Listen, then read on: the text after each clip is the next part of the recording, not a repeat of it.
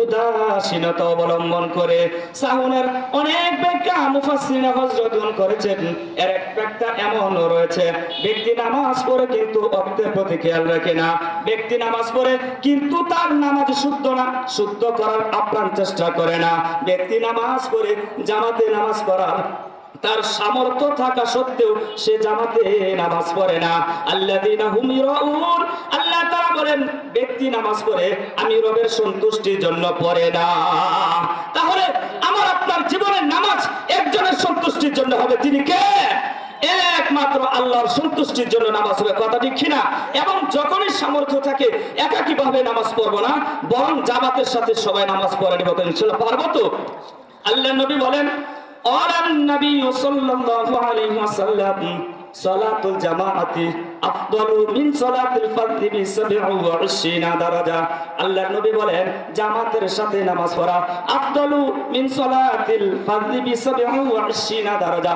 একাকিত্ব নামাজের তুলনায় কোন ব্যক্তি যদি জামাতে নামাজ পড়ে আল্লাহ রাব্বুল আলামিন ওই ব্যক্তিকে 27 গুণ বেশি মর্যাদা দান করেন। সুবহানাল্লাহ।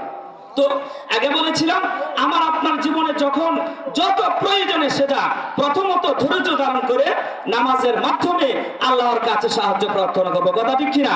ওয়াকানা রাসূলুল্লাহ সাল্লাল্লাহু আলাইহি ওয়াসাল্লাম ইযা হাসাবাহু আমরুন বাদারা ইলা সালাহ।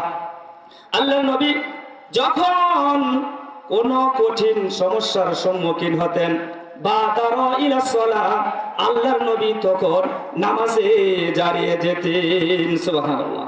আমি আপনার কাজ হবে নবী যখন যে কাজ যেভাবে করেছে আমিও সেই কাজ তখন সেইভাবে করা, কথা ঠিক কিনা?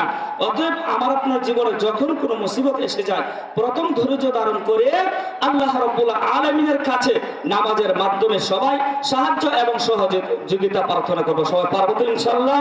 আরেকটা হলো বলে শেষ করে দিব, আল্লাহর নবী কি বলেন? আলান নবী সাল্লাল্লাহু আলাইহি ওয়াসাল্লাম আল কবরু ইম্মা রাওযাতুম মিন রিয়াদিল জান্নাহ ওয়া ইম্মা হুফরাতুম মিন হুফারিন নার। আল্লাহর নবী বলেন আল কবরু ইম্মা রাওযাতুম মিন রিয়াদিল জান্নাহ, কবর হয়তো জান্নাতের বাগিচা সমূহ থেকে একটি বাগিচা হবে, ওয়া ইম্মা হুফরাতুম মিন হুফারিন নার, অথবা জাহান্নামের টুকরা থেকে একটি টুকরা হবে। আল্লাহর নবী কি বলেন? কবর হয়তো জান্নাতের বাগান সমূহ থেকে একটি বাগান হবে, অথবা জাহান্নামের টুকরা থেকে একটি টুকরা হবে। এই জন্য হযরত ওসমান গনি রাদিয়াল্লাহু তাআলা আনহুর ব্যাপারে বর্ণিত আছে, তিনি যখন কোন কবরের স্থানের পাশ দিয়ে যেতেন তখন ওসমান রাদিয়াল্লাহু তাআলা আনহু হাউমাউ করে কান্না শুরু করে দিতেন।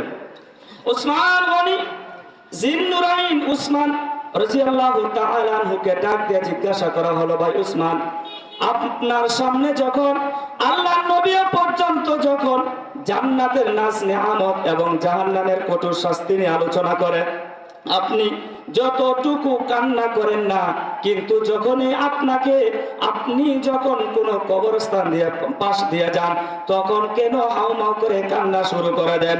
আল্লাহর নবীর সাহাবী হযরত উসমান রাদিয়াল্লাহু তাআলা আনহু বলেন, আমি কবরের স্থানের পাশ দিয়ে যাওয়ার সাথে সাথে এই জন্যই হাউমাউ করে কান্না শুরু করে দেয়। এর কারণ একটাই, আল্লাহর নবী বলেছেন এই কবর হলো আখিরাতের ঘাঁটি সমূহের মধ্যে হতে প্রথম ঘাঁটি। আর কোন ব্যক্তি যদি এই প্রথম ঘাঁটি ধরা পড়ে যায় সামনের ঘাটিতে আর তার বাঁচার কোনো উপায় নাই।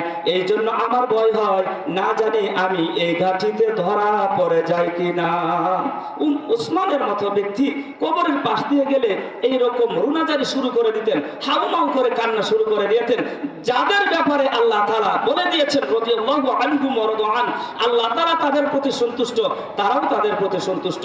অর্থাৎ তারা যদি এই কবরকে এইভাবে ভয় করে, আমার আপনার কবরকে ভয় করার প্রয়োজন আছে কিনা? আল্লাহ তাআলা আমাদের সবাইকে সংক্ষিপ্ত সময়ে সংক্ষিপ্ত যে আলোচনা করলাম পরিশুদ্ধ আলোচনার উপর আমল করার মতো তৌফিক দান করুন। ওয়া আখিরু দাওয়ানা আলহামদুলিল্লাহি রাব্বিল আলামিন।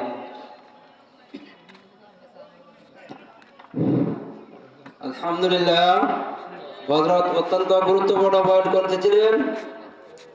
সময় সংক্ষিপ্ত হওয়ার কারণে